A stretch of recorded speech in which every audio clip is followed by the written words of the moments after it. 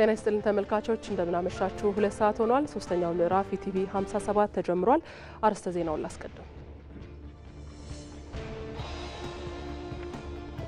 በመደበኛውና በትይዩ ገበያ መካከል ያለውን የውጭ ምንዛሪ ልዩነት ይበልጥ ማጥበብ ላይ መስራት እንደሚገባ በህዝብ ተወካዮች ምክር ቤት የፕላን በጀትና ፋይናንስ ጉዳዮች ቋሚ ኮሚቴ አሳሰበ የምንዛሪ ልዩነቱን ለማጥበብ ብሔራዊ ባንክ ያወጣው ፖሊሲ አለ በገበያው እንዲወሰን ነው የተደረገው ይሄ መጀመሪያ ሲጀመር ጥሩ መቀራረብ ነው የነበረው ኦሬዲ በገበያው ሲወሰን በኋላ ግን እየሰፋ ይሄደ ስለሆነ አሁንም በባንክና በጥቁር ገበያ መካከል ያለው ልዩነት ሊያጠብ የሚችል ስራ መሰራት ይኖርበታል የአረንጓዴ አሻራ መርሃ ግብር የአካባቢ ስነ ምህዳርን ያስጠበቀ ስለመሆኑ ተገለጸ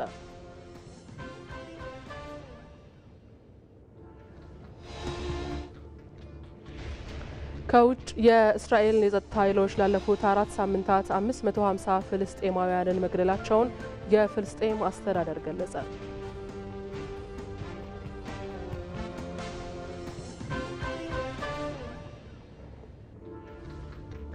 በስፖርት የሌስተር ሲቲው አሰልጣኝ ሩድ ቫን ኒስተልሮይ ከክለቡ ጋር ተለያየ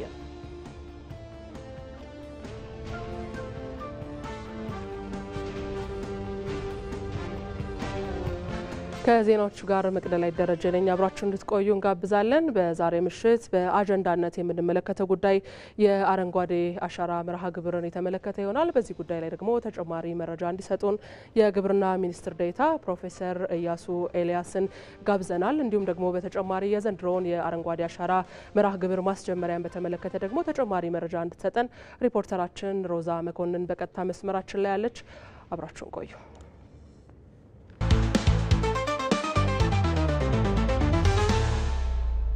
የፓርቲዎች ቁጥር መብዛት ለአንድ ሀገር የፖለቲካ ስርዓት ማደግና ለዲሞክራሲ ግንባታ ዋስትና ሊደረግ ይችላል ወደ 130 ምናምን ደርሰው የፓርቲው ቁጥር ከብሔር ብሔረሰቦችም ቁጥር በላይ ሆኖ ይሄ የፓርቲዎች ቁጥር መብዛት እንደ ምስጥ ክንፉን አራግፎ ብዙም ሳይበር ወደ መሬት የሚገባ እንደዚህ ነው ኢትዮጵያ ውስጥ ፓርቲዎች ቲዮሪንና ሪያሊቲን ቀላቅለዋል አንዴ ለኔ እድል በሰጠኝ ኮታ ሰተምትር ኮነ መቼ ነው ለውጥ የሚመጣው አለመግባባቶች መንሴ የሆኑ ይመስለኛል ገዥውን ፓርቲ ያጀብን ቤተ መንግስት ከማስገባት ውጪ ምንድነው ፋይዳው እዚህ ጋር አንድ ጥያቄ ለመናገር ፈልጋለሁ አንድ ነገር ፕሮቪንስ ጥያቄ ላቀርብለት ቆይ መንግስትን ክሪቲሳይዝ የምናደርግበት አቅም ሊኖረን አይችልም ጠቅላይ ሚኒስትሩ ውይይት ነበር በጥያቄ መልክ አጋጣሚ ዛሬ ገብተ ቢሆን ኖሮ አገራቀ ፓርቲዎችም ነበሩ እዛው ህዝቡ አጠገቡ ያለውን ፓርቲ አገራቀ ፓርቲ ነኝ ብሎ አለመወዳደር የዛን ህዝብ ድምጽ ለማንተው ነው የሚቀረው ቆይ አትግባ ቆይ ተቀጣልቃ አትግባ የጋራ ስንፍናና ድክመት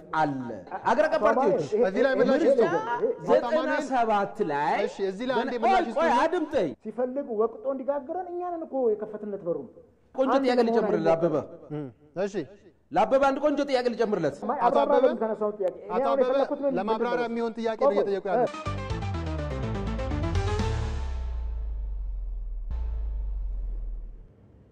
ወደ ቀዳሚ ጉዳያችን እናልፋለን በድጋሚ አብራችሁን ቆዩ በመደበኛውና በትይዩ ገበያው መካከል ያለውን የውጭ ምንዛሪ ልዩነት ይበልጥ ማጥበብ ላይ መስራት እንደሚገባ በህዝብ ተወካዮች ምክር ቤት የፕላን በጀትና ፋይናንስ ጉዳዮች ቋሚ ኮሚቴ አሳስቧል የብሔራዊ ባንክ ገዥ ማሞ ምህረቱ የባንኩን ያለፉት 11 ወራት አፈጻጸም ሪፖርትን ለምክር ቤቱ አቅርበዋል አሚር ጌቱ የህዝብ ተወካዮች ምክር ቤት የፕላን በጀትና ፋይናንስ ጉዳዮች ቋሚ ኮሚቴ የብሔራዊ ባንክን የ2017 በጀት ዓመት የ11 ወራት አፈጻጸም ሪፖርት አድምጧል። ሪፖርቱን ያቀረቡት የብሔራዊ ባንክ ገዢ ማሞ ምህረቱ የ2017 በጀት ዓመት ብሔራዊ ባንክ ታሪካዊ የሪፎርም ስራዎችን የሰራበት ዓመት መሆኑን ተናግረዋል። በገንዘብ ፖሊሲ፣ በውጭ ምንዛሪ አስተዳደር፣ በፋይናንስ ዘርፍ ታሪካዊ የሚባሉ የሪፎርም ስራዎችን የሰራበት ዓመት ነው። በእነዚህ ሪፎርም ስራዎች ምክንያት ተጨባጭ የሆነ ለውጥ ተገኝቷል። ይሄ ለውጥ ተጨባጭ ለመሆኑም የተለያዩ አካላት የራሳቸውን ቫሊዴሽን ሰጥተዋል። በቅርቡ ለምሳሌ የአይኤምኤፍ ሪፖርትን ብትወስዱ የአይኤምኤፍ ሪፖርት መደምደሚያ ምን ይላል? የኢትዮጵያ የማክሮ ኢኮኖሚክ ሪፎርም ያስቀመጠውን ግብ ማሳካት ብቻ ሳይሆን ካስቀመጠው ግብ በላይ ፐርፎርም አድርጓል። በባንኩ ገዢ የቀረበውን የአፈጻጸም ሪፖርት ተከትሎም ከቋሚ ኮሚቴው ጥያቄዎች ተነስተው ምላሽና ማብራሪያ ተሰጥቶባቸዋል። በትይዩ ገበያው ያለውን የምንዛሬ ልዩነት ማጥበብና ተገማችነት ያለው የብር ምንዛሬ ዋጋ እንዲኖር ለማስቻል የተቀመጠው ግብ ምን ያህል እየተሳካ እንደሆነ ይብራራ። በህጋዊ ገበያና በትይዩ ገበያው መካከል ያለውን ፕሪሚየም መሰረታዊ በሆነ መልኩ እየቀነሰ ሂዶ በሁለቱ ገበያዎች መካከል ያለው ልዩነት እዚህ ግባ የማይባል ለማድረግ ተከታታይ ስራዎች ያስፈልጋል። በቅርቡ ጊዜ ብሔራዊ ባንክ አዲስ መመሪያ ወጥቷል። በዛ መመሪያ መሰረት ባንኮች ኢምፖርተሮች የአድቫንስ ጥያቄ በሚጠይቁበት ጊዜ የሚያስተናግዱበትን ስርዓት እንዲያበጁ መመሪያ ሰጥቷል። ያን ለማስተናገድ ደግሞ የውጭው የገንዘቡ ልኩንም አስቀምጧል። ስለዚህ እንደዚህ አይነት እርምጃዎች መውሰድ ትይዩ ገበያው ለማጠብ ለማጥፋት ጥረቶች እየተደረጉ ነው። ምግብ ነክና ምግብ ነክ ያልሆኑ ሸቀጦች ላይ ከፍተኛ ቅናሽ እንዳሳዩ በሪፖርቱ ተመላክቷል። ይሁን እንጂ በህብረተሰቡ አኗኗር ላይ ተጨባጭ ለውጥ ሊያመጣ የሚችል የዋጋ ንረት ቅናሽ ብዙም አይስተዋልም። በዚህ ምክንያት በህብረተሰቡ ውስጥ ከፍተኛ ምሬት ሲነሳ ይሰማል። በመሆኑም እነዚህን ችግሮች በዘላቂነት ለመቀልበስ የተቀመጠ ስልት ካለ ይብራራ። እኛ እያልን ያለነው የዋጋ ንረት እየቀነሰ መጣ እንጂ ዋጋ ቀነሰ ማለት እንዳልሆነ፣ የዋጋ ንረት መቀነስ የኑሮ ውድነት መቀነስ እንዳልሆነ፣ የኢንፍሌሽን ዴታ በተመለከተ የሚቀርበው ሪፖርት አማካይ አገራዊ የኢንፍሌሽን ሬት ነው። ይሄ ማለት እንደ አካባቢው ሁኔታ እንደ እቃው እንደ አገልግሎቱ ኢንፍሌሽኑ ከዛ በላይም ከዛ በታችም የሚሆንበት ሁኔታ እንዳለ መረዳት ያስፈልጋል። እኛ እያቀረብነው ያለው ቁጥር በአጠቃላይ አማካይ አገራዊ የኢንፍሌሽን ዴታ ነው። የብሔራዊ ባንክ የሞኔታሪ ፖሊሲ አቋም ስታንስ ጥብቅ ሆኖ ይቀጥላል። ይሄ በዋነኛነት በኢትዮጵያ ውስጥ ያለውን የዋጋ መረጋጋት ችግር መሰረታዊ በሚባል መልኩ ለማሻሻል የምንከተለው ፖሊሲ ነው። የተሟላ የማክሮ ኢኮኖሚ ማሻሻያውን ተከትሎ የተገኙ ውጤቶችን ማስቀጠል እንደሚገባ ቋሚ ኮሚቴው ገልጸዋል። ይሁን እንጂ በትይዩ ገበያውና በባንክ መካከል ያለውን የውጭ ምንዛሬ ልዩነት ማጥበብ ላይ ይበልጥ መስራት እንደሚገባ ቋሚ ኮሚቴው አሳስበዋል። የምንዛሬ ልዩነቱን ለማጥበብ ብሔራዊ ባንክ ያወጣው ፖሊሲ አለ። በገበያው እንዲወሰን ነው የተደረገው። ይሄ መጀመሪያ ሲጀመር ጥሩ መቀራረብ ነው የነበረው ኦልሬዲ በገበያው ሲወሰን። በኋላ ግን እየሰፋ እየሄደ ስለሆነ አሁንም በባንክና በጥቁር ገበያ መካከል ያለውን ልዩነት ሊያጠብ የሚችል ስራ መሰራት ይኖርበታል። ተያያዥ ጉዳይ ላይ እንቆያለን ተመልካቾች። የተሟላ የማክሮ ኢኮኖሚ ማሻሻያው በኢትዮጵያ ኢኮኖሚ ታሪካዊ ስኬቶች እንዲመዘገቡ አስችሏል ሲሉ የብሔራዊ ባንክ ገዥ ማሞ ምህረቱ ተናግረዋል። ማሻሻያው የብሔራዊ ባንክ የውጭ ምንዛሪ መጠባበቂያ ክምችትን በ235 በመቶ ማሳደጉንም ነው የባንክ ገዢው የተናገሩት። ባልደረባችን ጌታቸው ባልቻ ከብሔራዊ ባንክ ገዥ ማሞ ምህረቱ ጋር ቆይታ አድርጎ ያዘጋጀውን ዘገባ እንከታተል። የብሔራዊ ባንክ ገዢ አቶ ማሞ ምህረቱ በቅድሚያ ስለ ጊዜዎት አመሰግናለሁኝ። እንግዲህ ኢትዮጵያ ባለፈው አንድ ዓመት ያህል የተሟላ ማክሮ ኢኮኖሚ ማሻሻያን ተግብራለች። የማክሮ ኢኮኖሚ ማሻሻያ ስንል ምን ማለት ነው? በዚህ ትግበራስ የተገኙ ውጤቶች ምንድን ናቸው? በተደጋጋሚ እንደገለጽ ነው የተሟላ የማክሮ ኢኮኖሚክ ሪፎርም ፕሮግራሙ የተለያዩ ዓላማዎችን ይዞ ነው የተነሳው። በዋነኝነት ምንድነው ዓላማው ከተባለ በኢትዮጵያ ውስጥ የተረጋጋ የማክሮ ኢኮኖሚ ሁኔታ እንዲኖር ማስቻል ነው። በአጠቃላይ አፈጻጸሙ በምንመለከትበት ጊዜ ኦልሞስት ሚራክለስ በሚባል ደረጃ አፈጻጸሙ በጣም ጥሩ አፈጻጸም ነው። ይሄኛ ብቻ የምንለው ሳይሆን ይህን ፕሮግራም የሚደግፉ ሌሎች አካሎች በተለይ የዓለም አቀፉ የገንዘብ ድርጅት በቅርቡ ባወጣው ሪፖርት የኢትዮጵያ ማክሮ ኢኮኖሚክ ሪፎርም አፈጻጸም የታቀደለትን የታሰበውን ዓላማ ማሳካት ብቻ ሳይሆን ከዛ ውጪ ሰብስታንሻሊ ኤክሰፕሽናሊ ከታሰበው በላይ እየተፈጸመ እንደሆነ ምስክርነቱን ሰጥቷል። እንግዲህ ከሪፎርሙ ጋር ተያይዞ አንዱ ተግባራዊ የተደረገው የገንዘብ ፖሊሲ ማሻሻያዎች ናቸው። በዚህ በገንዘብ ፖሊሲ ማሻሻያ በተለይ ብሔራዊ ባንክ ተግባራዊ ያደረጋቸው አሰራሮች ምንድናቸው? ምንስ ውጤቶች ተገኝተዋል? ለመጀመሪያ ጊዜ በኢትዮጵያ ታሪክ ውስጥ የብሔራዊ ባንክ ተመን ወይም ደግሞ የናሽናል ባንክ ሬት የሚባል እንዲጀመር አድርገናል። ይሄ በአሁኑ ሰዓት ለምሳሌ የብሔራዊ ባንክ ሬት 15% ነው። እንደ ኢኮኖሚ ሁኔታ እየታየ ይሄ ብሔራዊ ባንክ ተመን ይጨምራል ወይም ደግሞ ይቀንሳል። ለመጀመሪያ ጊዜ በኢትዮጵያ ውስጥ አዳዲስ ገበያዎችን አስተዋውቀናል። የመጀመሪያው ገበያ ባንኮች እርስ በርሳቸው የሚበዳደሩበትን የገንዘብ ገበያ መመስረት ነው። ይሄ ኢንተርባንክ መኒ ማርኬት የምንለው ነው። እስካሁን ድረስ በዚህ ገበያ ውስጥ ባንኮች እርስ በርሳቸው 741 ቢሊዮን ብር ተገበያይተዋል ባለፈው 10 ወራት። በተሟላ ማክሮ ኢኮኖሚ ማሻሻያ የዋጋ ንረት የቀነሰ መሆኑ በተደጋጋሚ እየተገለጸ ነው። በተለይ በዚህ ዓመት እየወረደ መምጣቱ ይነሳልና በተለይ ከገበያው ጋር እንዴት ይታያል? ይሄ በእርግጥስ ገበያው ላይ ዋጋ እየቀነሰ ነው ወይ? የዋጋ ንረት ቀነሰ ማለት የአንድ ሸቀጥ ዋጋ ወይም ደግሞ የአገልግሎት ዋጋ የሚያድግበት መጠን ቀነሰ ማለት ነው። ስለዚህ የኑሮ ውድነትና የዋጋ ንረት አንድ አይነት አይደሉም። ስለዚህ ያን ያለነው ምንድነው? ከአምና ጋር ሲወዳደር የእቃዎች ወይም ሸቀጦች ወይም ደግሞ የአገልግሎቶች ዋጋ የሚያድግበት መጠን እየቀነሰ ነው ማለት ነው። ከዚያ አኳያ ሲታይ ከባለፉት ዓመታት ጋር ሲታይ ኢትዮጵያ ውስጥ ለብዙ ጊዜ የዋጋ ንረቱ ወደ 30% ነበረ። አሁን መሰረታዊ በሚባል መልኩ እየቀነሰ ነው። ስለዚህ አካሄዱ በአጠቃላይ ጥሩ መልካም የሚባል ነው። ይሄ ማለት ግን ከፊታችን ስራ አይጠብቅም ማለት አይደለም። ከተሟላ ማክሮ ኢኮኖሚ ማሻሻያ ትግበራ ጋር እንግዲህ ቁልፍ ተግባራት ከተከናወኑት መካከል አንዱ የውጭ ምንዛሪ አስተዳደር ማሻሻያ አንዱ ነው። እንደ ታሪካዊም ሆኖ የሚነሳ ነውና በዚህ ማሻሻያ የተገኙ ውጤቶች ምንድን ናቸው? ይህን አዲሱን የውጭ ምንዛሬ ስርዓት በተግበር ከጀመር ጊዜ ጀምሮ በህጋዊ ገበያና በትይዩ ገበያ ወይም ፓራላል ማርኬት የምንለው ልዩነት ወይም ፕሪሚየም ከፍተኛ በሚባል ሁኔታ ቀንሷል። አንዳንድ አሃዞችን ለመጥቀስ ለምሳሌ የባለፉትን 11 ወራት አፈጻጸም በምናይበት ጊዜ የኤክስፖርትን አፈጻጸም ብንወስድ በ119% የሸቀጦች ንግድ ገቢ አድጓል። በ11 ወራት ውስጥ የኢትዮጵያ የውጭ ምንዛሬ ክምችት ከ235% በላይ አድጓል።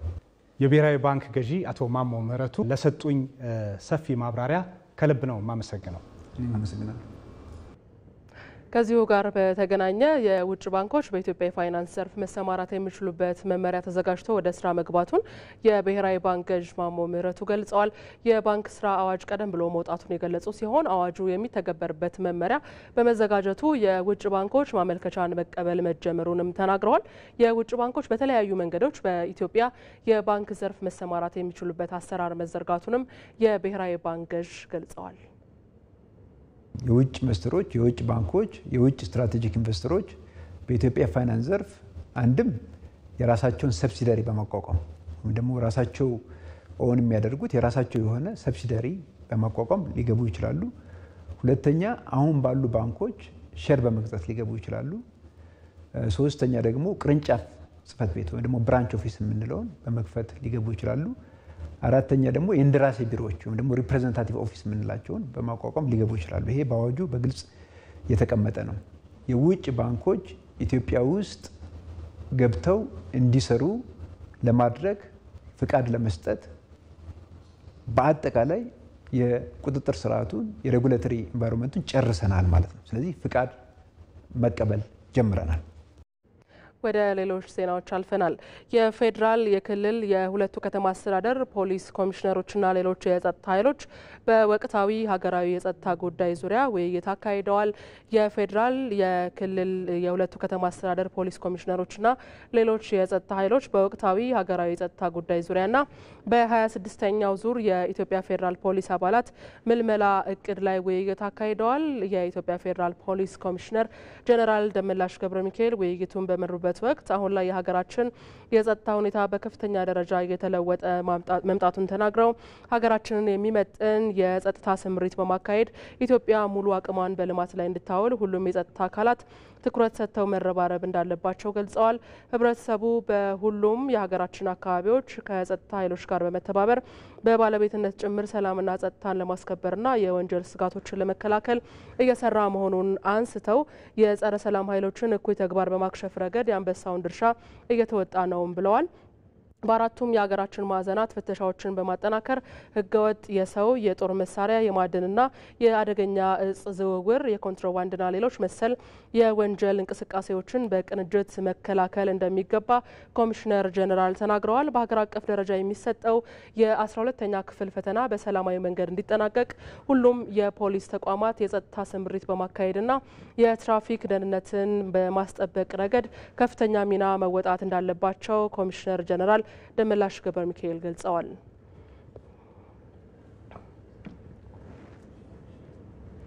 ወደ ሌላ ዜና ስናልፍ በጤና ዘርፉ ጥራትና ተደራሽነትን ለማሳደግ የፈጠራ ስራዎችን መደገፍ እንደሚገባ ተገልጿል። ኢኖቬሽን ለሁለንተናዊ የጤና ሽፋን በሚል መሪ ሀሳብ ላለፉት 3 ቀናት በአዲስ አበባ ሲካሄድ የነበረው ዓለም አቀፍ የጤና ኢኖቬሽንና ጥራት ጉባኤ ተጠናቋል። በጉባኤው ማጠቃለያ ላይ ንግግር ያደረጉት የጤና ሚኒስትር ዶክተር መቅደስ ዳባ በመድረኩ ለጤናው ዘርፍ መሻሻል ችግር ፈቺ ሀሳቦች መነሳታቸውን ተናግረዋል። የፈጠራ ስራዎችን በመደገፍ የጤና ዘርፉን ማሻሻል ይገባል ያሉት ሚኒስትሯ ማህበረሰብን በፍትሐዊነት የሚጠቅሙ አሰራሮችን መዘርጋት ያስፈልጋል ብለዋል። ጥራትና ፍትሐዊነትን መሰረት ያደረገ የጤና ስርዓት ለመገንባት ከኢኖቬሽንና ቴክኖሎጂ ሚኒስቴር ጋር በትብብር እንደሚሰራም በመድረኩ ማጠቃለያ ተገልጿል። እንደ ሪፖርተራችን መስከረም ቸርነት ዘገባ የኢኖቬሽንና ቴክኖሎጂ ሚኒስትር ዶክተር በለጠ ሞላ በበኩላቸው በጤናው ዘርፍ የሚፈልገውን ለውጥ ለማምጣት ኢኖቬሽን አማራጭ የሌለው መፍትሄ ነው ብለዋል።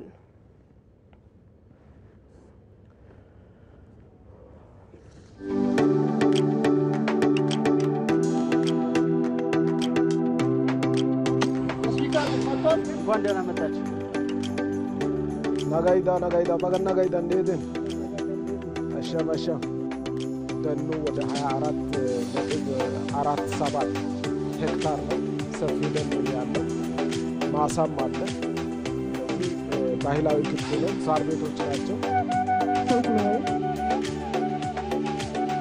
ስታንድ ባይ 600 ኪሎ ሜትር ተጉዘን በታታሪዎቹ የኮንሶ ምድር ተገኝተናል። የሰው ልጅ የተፈጥሮ ጥገኛ ነው። ያለ ተፈጥሮ መኖር አንችልም። አረንጓዴ ልማቱን ለማስቀጠልም የሚታየው እዚህ ነው። ልክ ሰው ያለ አየር መኖር እንደማይችል የኮንሶ ማህበረሰብ ያለ ተፈጥሮ መኖር አይችልም። በአገር በቀል ዛፍ ብትበረቱ ትልቅ እድል ታገኛላችሁ። ከዚህ ተፈጥሮ ጋር የተሳሰሩ የማህበረሰብ እሴቶችን መመለስ ነው። ሰውና ተፈጥሮ እንዴት አዛምደን እንሄድ? እሳት አደጋ ከደረሰ ስለተንከባከበ ነው። ዛሬ ላይ ይሄ ስላለ ነው ቤቶቹ ተጠግነው የሚሰሩ። መሬቱ ተሰጥቶኝ መሬቱን ከማረስና ከመጠቀም ውጪ ዛፍ አይነካም፣ ክልክል ነው። ጥርት ያለ እይታ፣ ጥርት ያለ ሐሳብ ይፈልጋል። ይሄ እንደ ሀገርም ትምህርት ነው።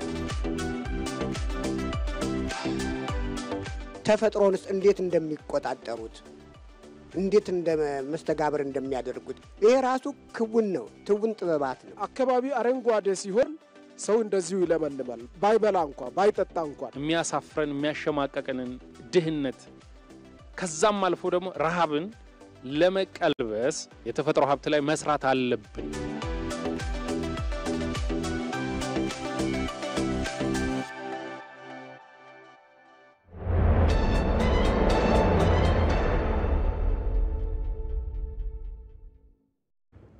እንቀጥላለን ተመልካቾች። ወደ አጀንዳ ጉዳያችን አልፈናል። የዛሬው የአጀንዳ ጉዳያችን ቀደም ሲል እንደነገርናችሁ የአረንጓዴ አሻራ መርሃ ግብርን የተመለከተ ይሆናል። በዚህ ጉዳይ ላይ ደግሞ ተጨማሪ መረጃ እንዲሰጡን የግብርና ሚኒስትር ዴኤታ ፕሮፌሰር እያሱ ኤልያስ እዚህ ስቱዲዮአችን ይገኛሉ።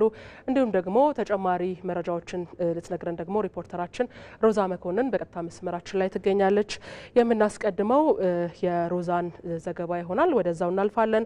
በዛሬው ዕለት ጠቅላይ ሚኒስትር አብይ አህመድ በተገኙበት የአረንጓዴ አሻራ መርሃ ግብር ማስጀመሪያ ስነ ስርዓት ተካሂዷል። ጠቅላይ ሚኒስትር አብይ አህመድ በአረንጓዴ አሻራ መርሃ ግብር የተገኘ ውጤት የቢሊየን ቅን ልቦች ድምር ስኬት መሆኑንም ተናግረዋል።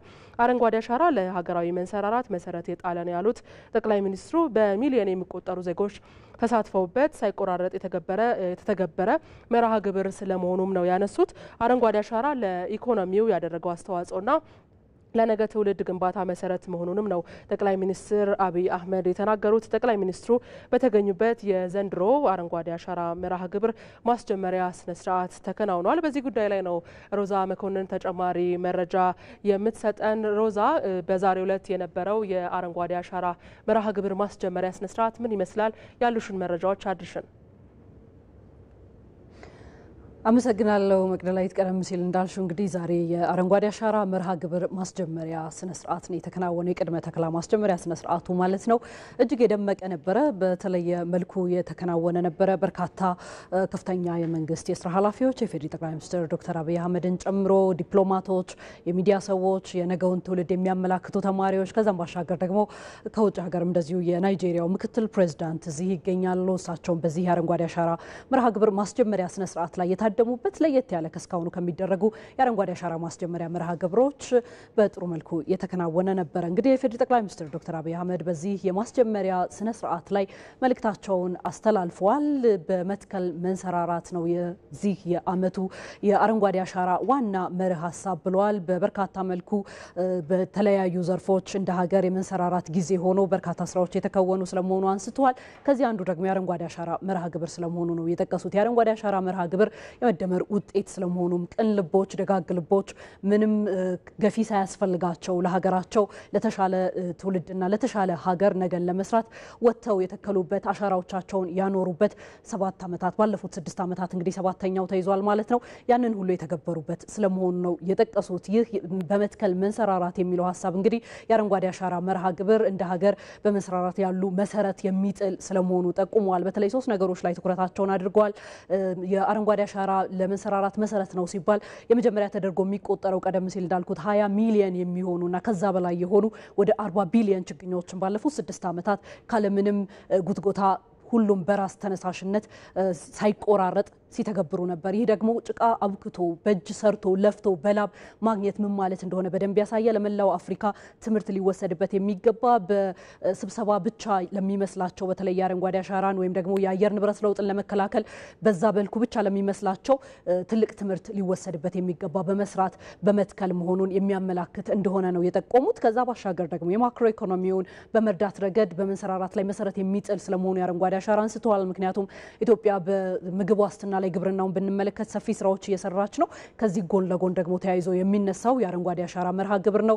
ለምግብነት የሚውሉ እንዲተከሉ በማድረግ ትልቅ ምርታ እንዲመጣ አድርጓል። በአቮካዶ ምርት ኢትዮጵያ በኤክስፖርት ከማድረግ የደረሰችበት፣ ቡናን ብናነሳ 2.5 ቢሊዮን ዶላር ያህል ያገኘችበት እየሆነ መጥቷል። ስለዚህ የአረንጓዴ አሻራ መርሃ ግብር በማክሮ ኢኮኖሚ በተለይ በግብርናው ሰፊ ትኩረት ሰጥቶ እንዲሰራ አድርጓል፣ ወይም ደግሞ የተሰራ ውጤት እንዲያመጣ አድርጓል። በቱሪዝሙ የተሻለ አሁን ላይ እንደምናውቀው የኮንፈረንስ ቱሪዝም ኢትዮጵያ በበርካታ መልኩ እየሳበች ነው። ለዛም ትልቅ አስተዋጽኦ አድርጓልና በብዙ ዘርፉ ኢኮኖሚውን እየደገፈ ያለ የመንሰራራት ሂደትን የሚያመላክት ስለመሆኑ ጠቁመዋል። ከዛ ባሻገር ነገን መስራት ነው ሌላኛው። ነገ ለትውልድ የምትመች ሀገር መገንባት፣ ኢትዮጵያውያን የትም ሳይሄዱ ሀገራቸውን እንዲያለሙ ለማድረግ የሚያስችላቸውን ሁኔታ በመፍጠር ረገድ አረንጓዴ አሻራ ትልቅ የሆነ አቅም የሰጠ ስለመሆኑ አንስተዋል። እነዚህ ቅን ደጋግ የሆኑ ኢትዮጵያውያን ይህንን ካለማንም ጎትጓችነት የሚያደርጉትን ትግበራ ከዛሬ በቀጠል ደግሞ ከነገ ጀምሮ ከማለዳው ጀምሮ ሁሉም ኢትዮጵያዊ ሃይማኖት፣ ብሔር፣ ጾታ የሌለው ነገር ነው። አረንጓዴ አሻራ ሁሉም ኢትዮጵያዊ በጋራ ሊከውነው የሚገባው ነገር ስለሆነ ያንን በማድረግ አሻራቸውን ሊያኖሩ እንደሚገባ እንደዚሁ የፌዴራል ጠቅላይ ሚኒስትር ዶክተር አብይ አህመድ ጥሪ ያቀረቡበት ነው። ከዛ ባሻገርም እንደዚሁ ቃሺም ሺቲማ የናይጄሪያው ምክትል ፕሬዚዳንት ኢትዮጵያ ትልቅ ስራዎችን እያከናወነች ስለመሆኑ አንስተዋል። የአየር ንብረት ለውጥ ችግሮችን ለመፍታት ከስብሰባ የተሻገረ ተግባር መከወን እንዳለበትና ኢትዮጵያ ለዛ ስራዎችን እያከናወነች እንዳለች መላው አፍሪካ ከዚህ ሊማር የሚችልበትም ተሞክሮ ስለመሆኑ ነው ያነሱት። የግብርና ሚኒስትሩ ግርማ መንቴም እንደዚሁ በተለይ አረንጓዴ አሻራ መርሃ ግብር ሰፊ ጥረቶች የተደረጉበት ነገር ግን ብዙ ውጤቶችም የተገኙበት ስለመሆኑ አንስተዋል። የተፋሰስ ስራዎች ላይ የተገኙ ውጤቶች አፈር ካላግባብ በጎርፍና በሌሎች መልኩ እንዲወጣ የሚደረግበትን ምክንያት ለማፈርን የአፈር መከላትን በመከላከል ሰፊ ውጤቶች የተገኙበት ስለመሆኑ ነው የተጠቀሰው። በአጠቃላይ መርሃ ግብሩ መቅደላዊት ከነገ ከማለዳው ጀምሮ ይህንን የዘንድሮን የአረንጓዴ አሻራ መርሃ ግብር 7.5 ቢሊዮን ችግኞች ኢትዮጵያውያን እንዲተክሉ ይጠበቃልና ሁሉም ተሳትፎ እንዲያደርግ ጥሪ የቀረበበት ነበር ማለት ነው። መልካም አመሰግናለሁ ሮዛ። መልካም ምሽት ይሆንልሽ።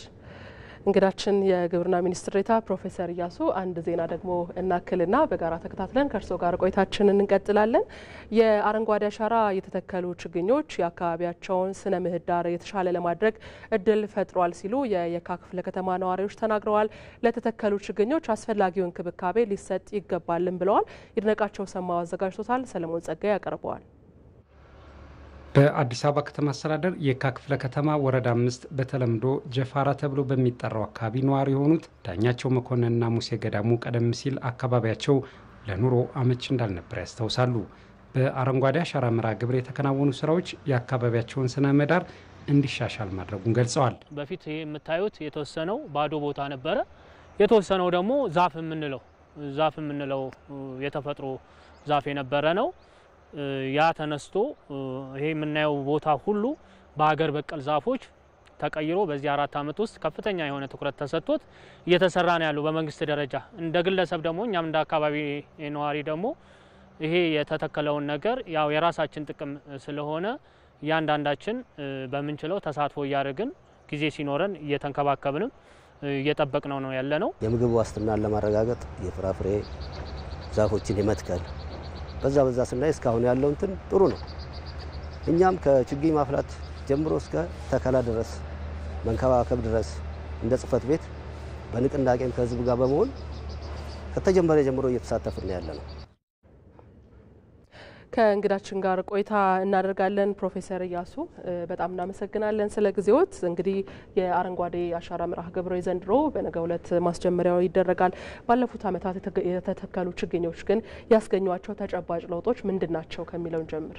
አመሰግናለሁ መግደላዊት። እንግዲህ ባለፉት 6 ዓመታት 40 ቢሊዮን ችግኞችን ለመትከል ችለናል።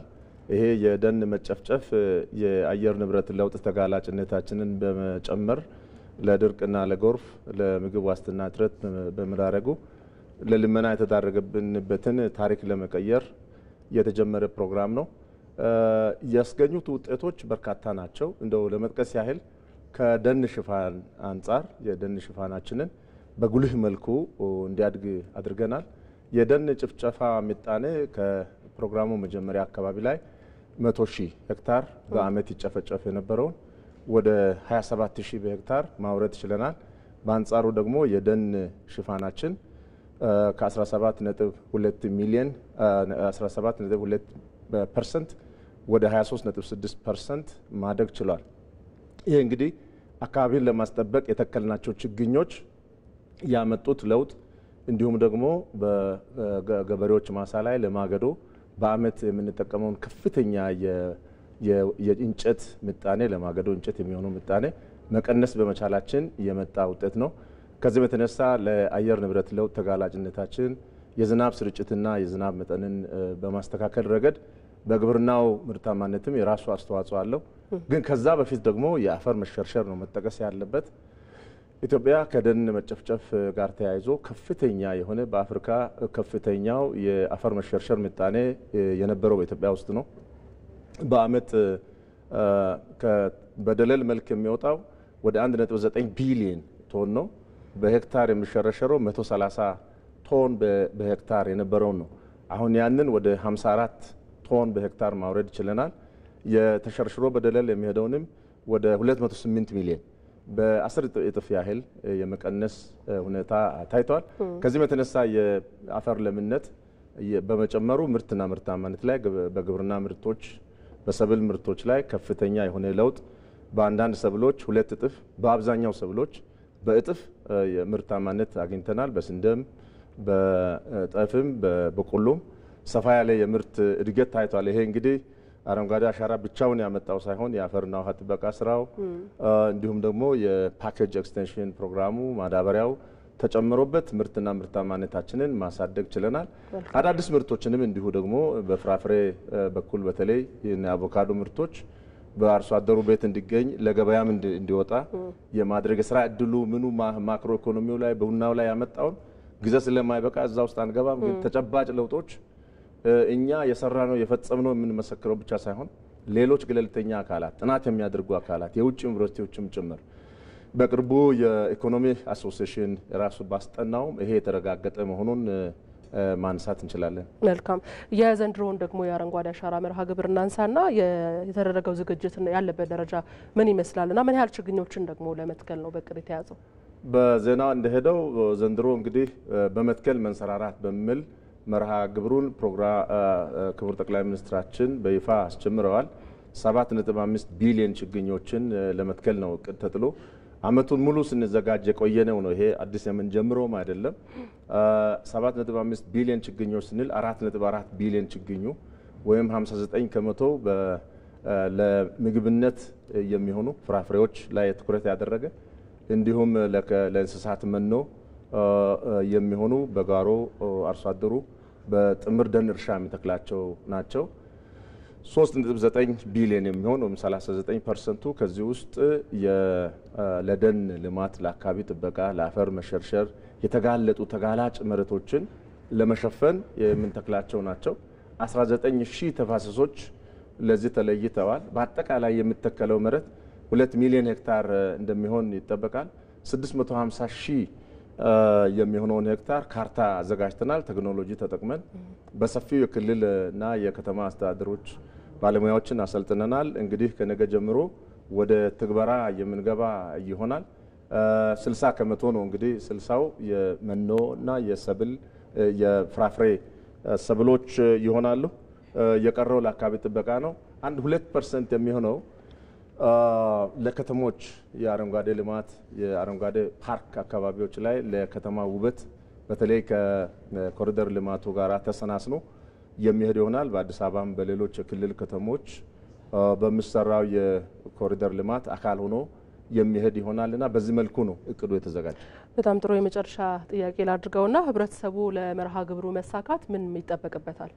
የአረንጓዴ አሻራ መርሃ ግብር የህዝብ ፕሮግራም ህብረተሰቡ ከሁሉም ወክስ ኦፍ ላይፍ ወይንም ከሁሉም አካላት ተሳትፎ የሚደረግበት ነው ስንል አርሶ አደሩ ማለታችን ነው። አርብቶ አደሩ፣ የከተማ ነዋሪው፣ የመንግስት ሰራተኛው፣ ተማሪው፣ በአገር ውስጥ የሚገኙ ኤምባሲዎችም ጭምር የሚሳተፉበት ነው። ይሄ በመደመር እሳቤ ህዝቡ የራሱን እውቀት፣ ጉልበት፣ ገንዘብ አስተባብሮ የሚሰራው ነው። አርሶ አደሩን ብንወስድ በበጋው ወራት የተፋሰስ ልማቱን ስራ በሚሰራበት ጊዜ ለተከላ የሚሆኑ ችግኝ ጉድጓዶችን ሲያዘጋጅ ቆይቷል። አሁን ችግኞችን ከችግኝ ጣቢያዎች አንስቶ ወደ ተከላ ቦታዎች የማጓጓዝ ኃላፊነት አለበት። ጉድጓዶቹ ውሃ ሞልቷቸው ከሆነ እሱን ጠርጎ ባለሙያዎች በሚሰጡት አግባብ በሚሰጡት መመሪያ ተከላውን በአግባቡ ማካሄድ፣ የተተከሉትን መንከባከብ ከዚህ በፊት ባህል ተደርጎ ስመራ እንደቆየው አሁንም ተጠናክሮ ይቀጥላል። በአርሶ አደሩ ማሳ የሚተከሉ የፍራፍሬና የመኖ ተክሎች አርሶ አደሩ የራሱ ማሳ ስለሆነ ይጠብቃቸዋል። በተፋሰስ ልማት የምንተክላቸው እንደነገርኩት በ19,000 በተለዩ ተፋሰሶች የሚተከሉ ናቸው። እነዚህን ደግሞ በአዋጅ ቁጥር 1223 ዝባር 2012 መሰረት የተፋሰስ ተጠቃሚ ማህበራት ተደራጅተዋል።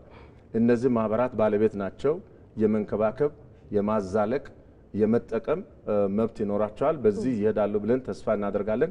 ሌሎች አካላት ደግሞ የመንግስት ሰራተኛውም የከተማ ነዋሪውም በተለይ በአንድ ጀንበር ተከላ የሚቀጥለው ሐምሌ ውስጥ ይጀመራል። እዛ ላይም የሚኖራቸው ተሳትፎ ከፍ ያለ ነው። መንግስታዊ ያልሆኑ ድርጅቶች የመንግስትን ልማት የአገርን ፕሮግራም የሚደግፉ ቅድም እንደተባለው ይሄ ከፖለቲካ ከሃይማኖት ከብሔር ምንም ግንኙነት የሌለው የአየር ንብረት ለውጥ ተጋላጭነታችን የተፈጥሮ ሚዛን አታ ለምለሚቷ ኢትዮጵያ ለማኝቱ ኢትዮጵያ የሆነችበትን ታሪክ ለመቀልበስ የሚደረግ ርብርብ ስለሆነ ችግኞችን በማቅረብ የተተከሉ ችግኞች ለሚደረግላቸው እንክብካቤ የፋይናንስ ድጋፍም የባለሙያና የጥናት ድጋፍም በማድረግ እገዛ እንዲያደርጉ ጥሪ ተቀርቧል። እኔም ያንኑ ጥሪ ማጠናከር እፈልጋለሁ። በጣም ጥሩ እናመሰግናለን። የግብርና ሚኒስትር ዴኤታ ፕሮፌሰር ኢያሱ ኤልያስ እጅግ አድርገን እናመሰግናለን። መልካም ምሽት ይሁን። እናመሰግናለን።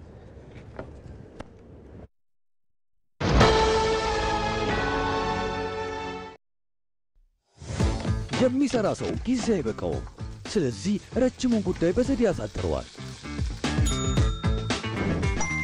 ወራዊ የአገልግሎት ክፍያዎቹን በቀላሉ ሲቢ ብር ፕላስ ያስታውሰዋል። ታታሪዋ ወጣት ቀኗ ይብቃቃላታል።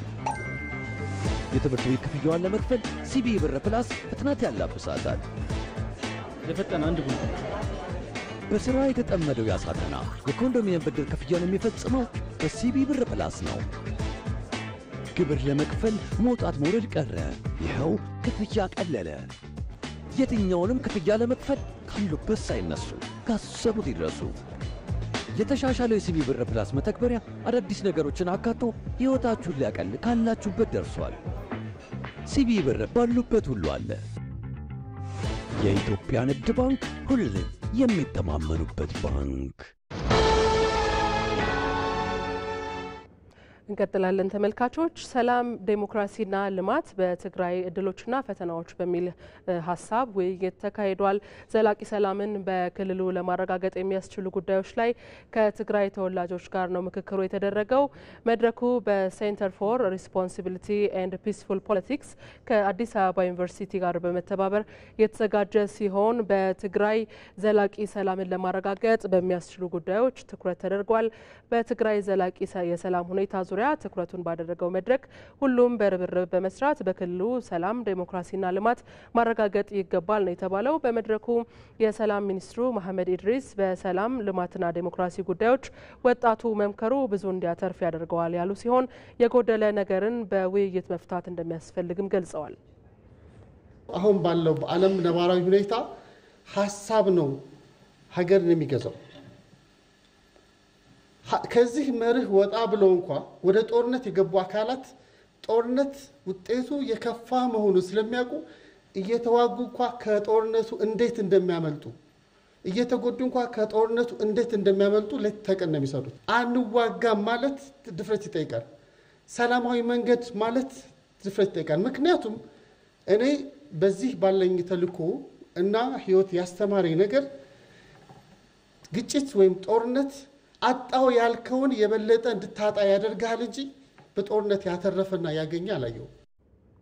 የጠቅላይ ሚኒስትሩ የምስራቅ አፍሪካ ጉዳዮች አማካሪ ሚኒስትር ጌታቸው ረዳ ጥቂት ፖለቲከኞች ሙሉ ህዝቡን በተደጋጋሚ ለጦርነት የሚዳርጉበት ሁኔታ ማክተም ይገባዋል ብለዋል። ዲሞክራሲ ለምሳሌ ግድ የሚለን ነገር አለ። 5 ሰነፎች ሙሉ ህዝብ በተደጋጋሚ ለጦርነት የሚዳርጉበት ሁኔታ ማክተም መቻል አለበት። 5 ሰነፎች ስሜታቸው በአንድ ወይ በሌላ መልኩ መቆጣጠር ባቃታቸው ቁጥር ህዝብን ለአደጋ የሚዳርጉበት ሁኔታ ማክተም መቻል አለበት። ይሄ ግድ ዲሞክራሲን የግድ ይላል። የትግራይ ፖለቲካ ኃይሎች ብዙ ናቸው። ትግራይ ህልውናዋን ለማረጋገጥ በምታደርገው ውጊያ የሚሳተፉ በሺዎች በመቶ ሺዎች የሚቆጠሩ ወጣቶች የግድ የአንድ ፓርቲ ደጋፊዎች አይደሉም። ግን አንድ ፓርቲ ውስጥ ያሉ 5 ሰነፎች በሚወስኗቸው ውሳኔዎች ህዝብ እንደ ህዝብ የሚማገድበት ሁኔታ ማክተም ካለበት የትግራይ ፖለቲካ ዴሞክራቲክ መሆን መቻል አለበት። ይሄን ለማድረግ በሚደረግ ጥረት ይሄ መድረክ አስተዋጽኦ እስካደረገ ድረስ ትልቅ መድረክ ነው የሚል እምነት አለኝ። ግን በዚህ መድረክ ብቻ የሚያበቃ አይደለም። ወጣቱ ባለቤት መሆን መቻል አለበት። በመጨረሻም ከውጭ የእስራኤል የጸጥታ ኃይሎች ላለፉት 4 ሳምንታት 550 ፍልስጤማውያንን መግደላቸውን የፍልስጤም አስተዳደር ገለጹ። ጥቃቱ የተፈጸመው በጋዛ የሰብአዊ እርዳታ ለማድረስ በሚሞክሩበት ወቅት መሆኑ ነው የተገለጸው። የእስራኤል የጸጥታ ኃይሎች በደቡብ ሊባኖስ ናባቴህ በፈጸሙት ጥፋት 20 የሚሆኑ ዜጎች መገደላቸውን ነው የተገለጸው። በእስራኤል ጋዛ ግጭት ቢያንስ ከ56,000 በላይ ፍልስጤማውያን ሲገደሉ ከ132,000 በላይ የሚሆኑት ደግሞ ቆስለዋል። ዘገባው የአልጀዚራ ነው። ተመልካቾች በ3 ምዕራፍ ወደ እናንተ የደረሰው ኢቲቪ 57 ተጠናቋል። ስለተከታተላችሁ እናመሰግናለን። መቅደላይ ደረጃ ነበር። በሰላም ደሩ።